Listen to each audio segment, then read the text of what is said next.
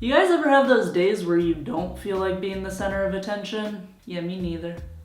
What's up, guys? I'm Yes or No. And as I was setting up this whole stage for you today, I realized that like all the books I have with me here in New York are basically like relationship or philosophy books. That more or less sums up the book I'm about to tell you about today, which is, drumroll, one of the most influential books I've ever read in my entire life. And I mean that earnestly, even though I'm still 2 chapters away from finishing it. Like, maybe the last 2 chapters will suck and I'll be like, no, why did I recommend it? But the book that's been one of the most influential in my entire life is, I forgot the name. Nonviolent Communication by Marshall Rosenberg.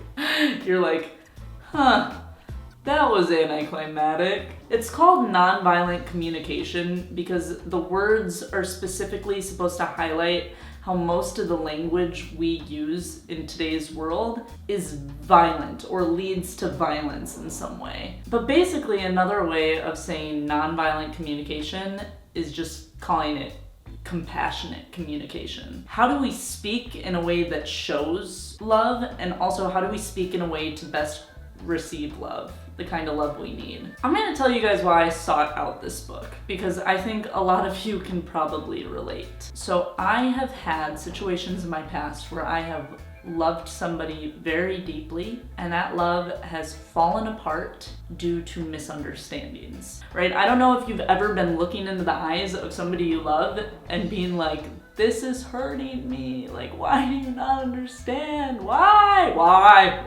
But no matter how precise I got with my language, that was not solving this problem.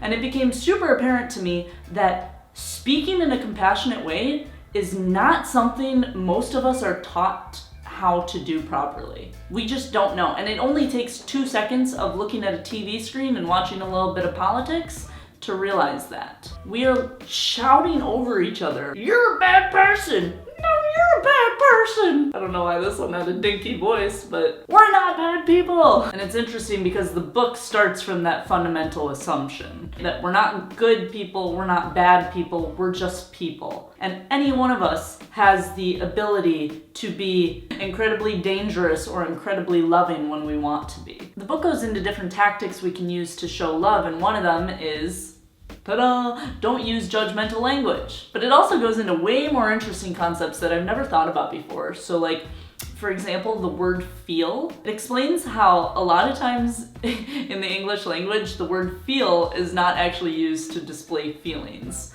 So we can say like, I feel like you're a dickhead, right? That's obviously not a feeling, that's more of a statement. So super interesting how the very way that the English language is designed confuses us as to what are feelings. Another example that the book tells us not to do is it tells us not to place blame on other people if we don't want them to get defensive. One way we do this is with our adjectives. So if we say, I feel disrespected, what the other person hears is that they're being disrespectful, right? So isn't that fascinating how like the very adjectives we use show other people or tell other people a judgment about them? And so I'm not sure if I'm doing a great job at explaining it, but the book is all about figuring out different ways to speak in a way to get your hurt out, to get your thoughts heard without creating defensiveness in another person and making it most likely that the other person will actually hear you and react in a way that is pleasing to you in the least manipulative way possible. That's weird. It's a great book. It's like the kind of book you read. You could read it in an afternoon and you'd be like, yeah, I totally agree with all these concepts.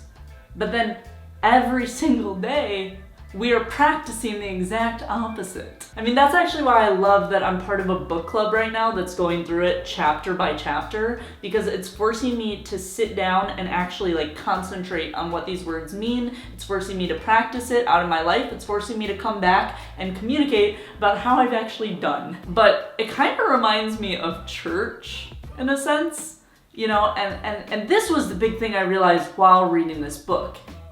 Is it basically is church, minus the belief in a higher power. Theoretically, as religion is dying out and people are becoming more and more secular, like, you need something to fill that void.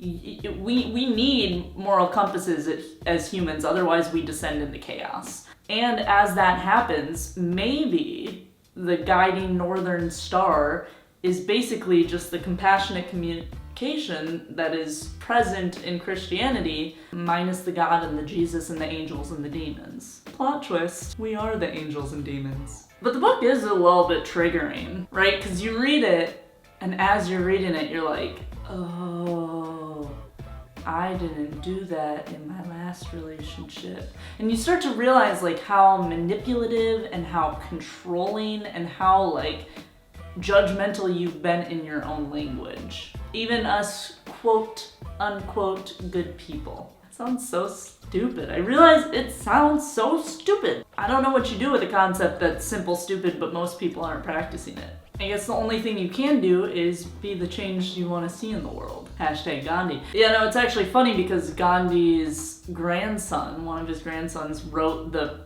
preface to the book, talking about how this was the exact type of thing Gandhi preached. And when you think about it, you know, it's also the same type of thing that MLK preached. And I was actually gonna do a video today about politically correct culture, but then I realized that I don't quite know where the limitations of compassionate communication are in the political sphere. But to be discussed another day. Alright guys, that's all. If you want to donate to my Patreon, you can do so down below.